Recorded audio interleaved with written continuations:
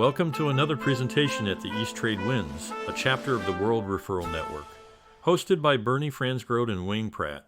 The presentation today is titled Navigating HR Trends, AI to Gen Z. Our guest is Lisa Wilson from LMW Coaching. The best part of having a human resources department is that you always have a management expert at your fingertips. Lisa is a fractional HR expert in addressing all your HR needs and offer mediation to navigate difficult conversations. Lisa has created workshops to help you develop your leadership skills and human resources capabilities and navigate difficult situations. As a speaker, she shares what she knows best. Leading from a place of self-knowledge, she has honed a series of talks that spark inspiration and shift paradigms. Bernie asked me to come in today and talk about some trends in human resources. So I'll give you the top 6 things that are going on. AI is just like everywhere else. It's a big conversation in human resources as well. Lack of staff. And I don't know if I'm pretty sure it's everywhere right now. I know where we are, it's definitely suffering, and we're supposed to have all of these new mines open up. I have no idea not only where they're going to find people, but where those people are going to live.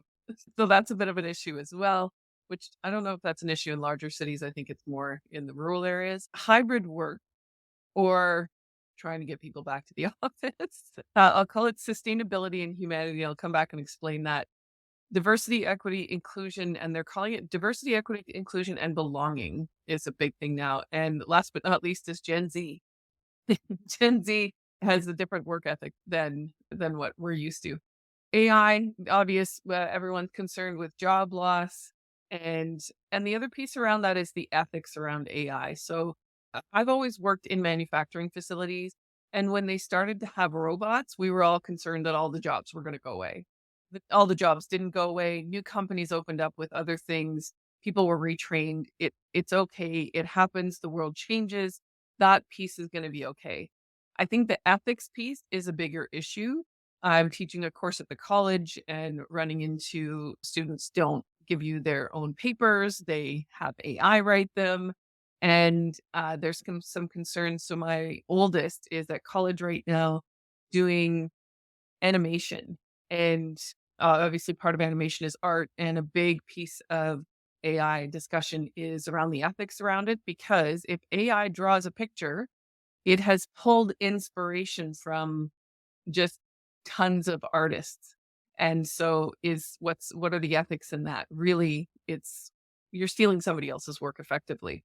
You're just stealing a lot of people's work to make it happen. So there's some ethics in there that we need to discuss. The lack of staff, seems to be a struggle everywhere for everyone right now. It's not just fully trained people, it's just people to work in general. We're struggling to get people to work. It seems to be everywhere.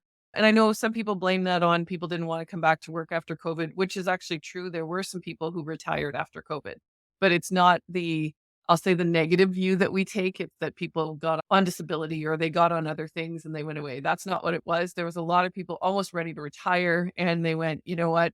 I don't got to do this anymore. So I'm not gonna. And we had a mass exodus there. Though I will say the other piece is the minimum wage jobs. Minimum wage just isn't paying enough. So the people need to work multiple jobs. So it's becoming more and more difficult. Hybrid work, or what I'll say is trying to get people back to the office.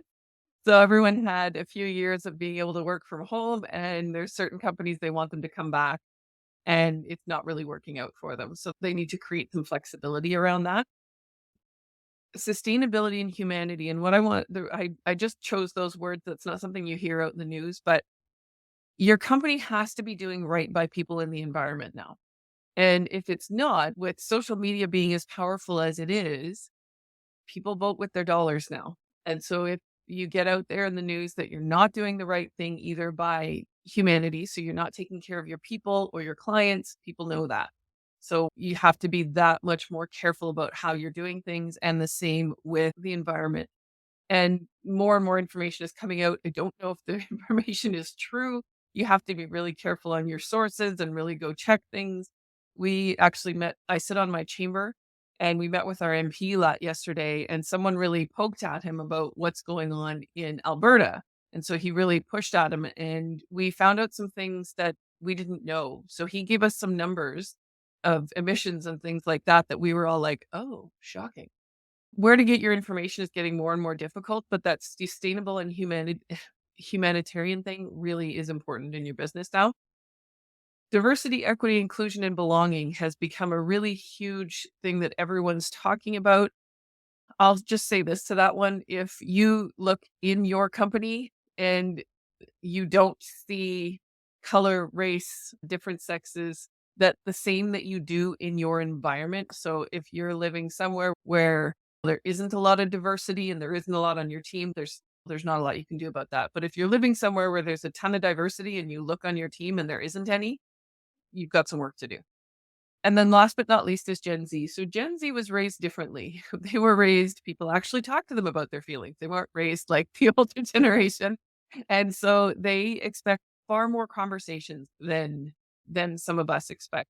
And when they're not able to come to work, they don't come to work. I know personally whenever I had to call in sick, I had this guilt and I thought about it and I really was worried about it. Gen Z, if they're not fully capable of coming to work, they're not coming. There is no guilt around that. They're just not coming, which I don't think is a bad thing, but it is a struggle for employers to deal with because we've never had to deal with that before. All of a sudden, you have people not coming to work, which, like I said, is the right thing. Don't come here when you're not thinking properly. Don't come here when you're sick. I've always stressed that people used to come to work with the flu, and I'd be like, go home. Why are you getting everybody else there? But it's just a different thing and it's hard to manage in certain spaces because we're already lacking staff. So then when someone doesn't come in, so what do you do with all that? Like I said, not bad things. So that's what's coming up. What I'll say to it is everything changes and nothing changes. So we've had iterations of this over and over. So AI coming in, the same thing happened with robots. Guess what? People found jobs. It just was a thing. They either went back to school or they found a way and they went to work. It really didn't do what we thought it was going to do. I personally worked somewhere where we brought in a bunch of robots. We still needed people there. I think we ended up hiring as many people as we lost. We ended up hiring as many robot techs. So it really didn't do what we thought it was going to do, right? I try not to stress about these things because the world changes and we adapt. We just do. There's always trends, but I'm going to say this, do what's right for your company. So if I know there's a lot of small businesses here, but as we grow, most of us, when we start, we get marketing help. And I've heard there's several marketers in here. I love the marketers because you do the beginning of what I need done. So most marketers ask you to do what's your mission, vision, and values, or some iteration of that. You want to know what your message is. Whatever your message that you're putting out, that's how you're treating your employees inside. And if you're not, it's a problem. So you want to be consistent with that. And that goes with all of these trends.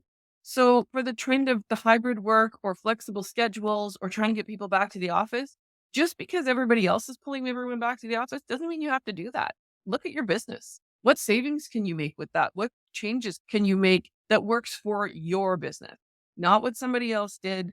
Same with equity, diversity, and inclusion. Nothing worse than a new law comes out.